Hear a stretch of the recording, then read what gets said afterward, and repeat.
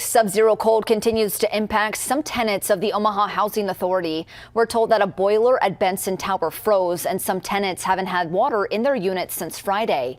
OHA has had plumbers and contractors on site daily since Friday, working to restore the water and heat. As of this morning, water had been restored to the first 9 floors of the building.